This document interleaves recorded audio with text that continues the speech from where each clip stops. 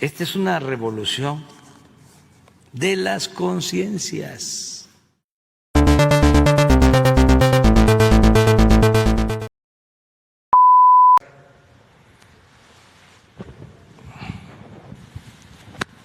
Sí, buenos días, señor presidente. Felipe Fierro, de tiempo.com.mx y de puentelibre.mx. La Universidad Nacional Autónoma de México ha lanzado un programa espectacular para festejar, y quiero aquí hacer una puntuación, los 500 años de la caída de Tenochtitlán. No incluye aquí a la independencia. Y luego hay un mensaje, esto es una pregunta histórica, del rector Enrique Graue, y lo cito, dice: hace 500 años, si uno quiere marcarlo como un punto de origen, se definió un nuevo rumbo que dio origen a nuestra nación. Pero el encuentro, y aquí está la clave, y la unión simbiótica o sincrética de esas civilizaciones y culturas definió lo que hemos sido, lo que actualmente somos como país. Esto, en mi opinión, tiene una visión diferente a la que usted plantea sobre el indigenismo como fuente generadora de lo que somos. ¿Qué le diría al rector o cuál es su opinión? Y concretamente esto no revive la lucha sobre lo que es Cortés y lo que es Moctezuma para México. Pues es un tema muy polémico. Yo recomendaría el libro de Enrique Semo sobre la conquista. ¿Sí? Cortés el hombre, ¿no lo ha leído Fuentes Mares? Sí.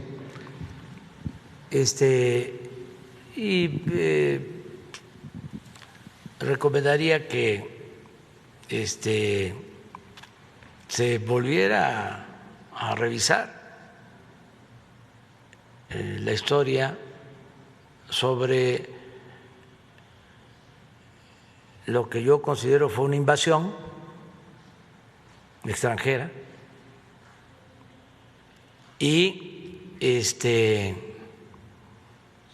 lo que significó, como todas las invasiones, en cuanto a represión, autoritarismo, exterminios,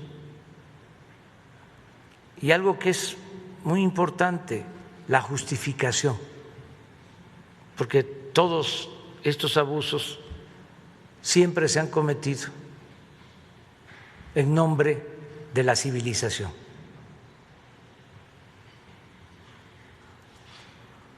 Estoy escribiendo porque el día 3, el lunes, vamos a ofrecer, a pedir perdón al pueblo maya.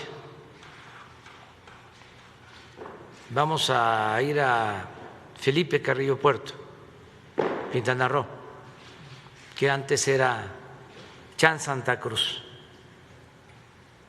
Y estoy haciendo un texto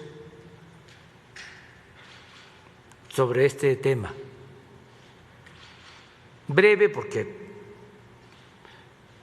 no puedo en una intervención plantearlo todo, pero ahí voy a fijar mi postura. Aborda el problema del mestizaje. Sí, porque había esa postura desde la conquista, ¿no?, desde la invasión, y en todo el siglo XIX. Habían dos posturas, ¿no? Una extrema de exterminar a los indígenas. La posición norteamericana, ¿verdad? Mexicana, española y mexicana. O sea, la guerra de castas, por ejemplo, se inicia a partir de esa idea de exterminio a mediados del siglo XIX. Y había otra que proponía aculturizar, es decir, quitarle la identidad al pueblo indígena. Por eso lo del mestizaje que preguntas, que olvidaran su pasado, que se civilizaran, esa era la otra postura. Pero en el fondo, siempre lo que predominó en nuestro país, desgraciadamente, fue el exterminio para despojar a los pueblos indígenas de sus tierras. La guerra contra los mayas, la guerra contra los yaquis, tenía eso en el fondo. Huerta y Bernardo Reyes y todos estos fueron a reprimir a los pueblos indígenas porque Porfirio Díaz decidió quitarles las tierras para entregarlas a particulares, porque supuestamente de esta manera iba a llegar el progreso. Entonces fue exterminio para progresar. Se decía, eso lo voy a mencionar el lunes, de que el progreso del Enequén en Yucatán se debía a la esclavitud de los mayas, y que era muy doloroso, pero necesario. En una ocasión Porfirio, que no hablaba mucho del tema, actuaba, llegó a decir de que era como la leva, que causaba mucho dolor,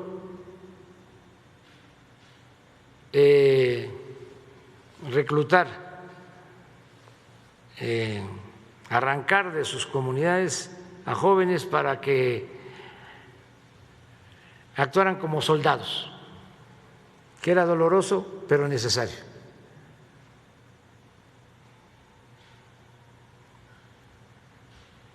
Entonces es un tema interesante a tratar. ¿Qué recomendaría entonces al rector y a estos eventos que van a realizar? Que cada quien tiene lo mismo, su concepción.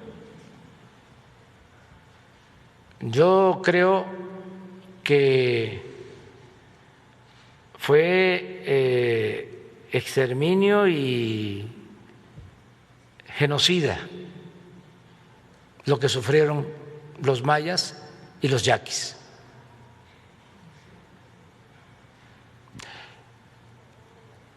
¿Y en el caso de los aztecas también? Sí, porque tuvo que ver con la represión a todas las culturas, a todas las etnias. Los náhuatl tuvieron que irse a las montañas, de todas las etnias. Los conquistadores, invasores, se quedaron con los valles, con las mejores tierras, y se fueron creando lo que se conocen como zonas de refugio, las zonas más apartadas allá, porque el indígena resistió y conservó sus tradiciones, sus culturas, su libertad. Y era una lucha constante porque no solo era despojarlos de sus tierras, sino convertirlos en peones. porque en ese entonces se hablaba mucho de la falta de brazos, que no se prosperaba porque no había fuerza de trabajo. Entonces, si se mantenía la comunidad, las haciendas no tenían peones, acasillados, esclavos. Si por eso fue el levantamiento campesino en Morelos, porque hay un auge en la producción de caña, de azúcar, y las haciendas empiezan a invadir las tierras de los pueblos. En ese entonces hasta desaparecieron pueblos, se redujo la población en los pueblos de Morelos, porque era arrancarlos de sus comunidades para convertirlos en peones, por el auge de la caña, de los ingenios azucareros. Pues así es como surge Zapata en Anenecuilco, porque la hacienda, el hospital invadía las tierras del pueblo de Anenecuilco,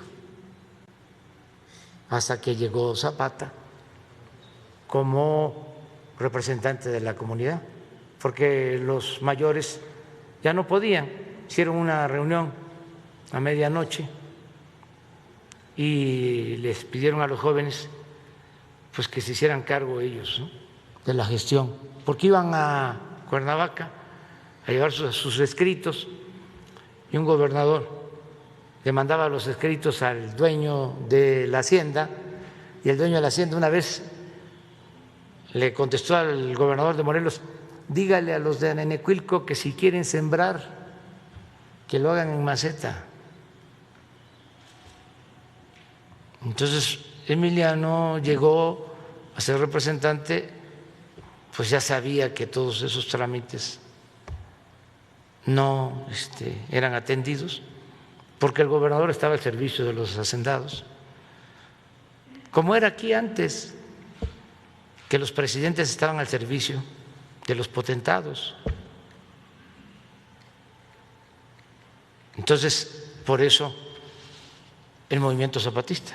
Pero bueno, es interesante todo esto. Vamos.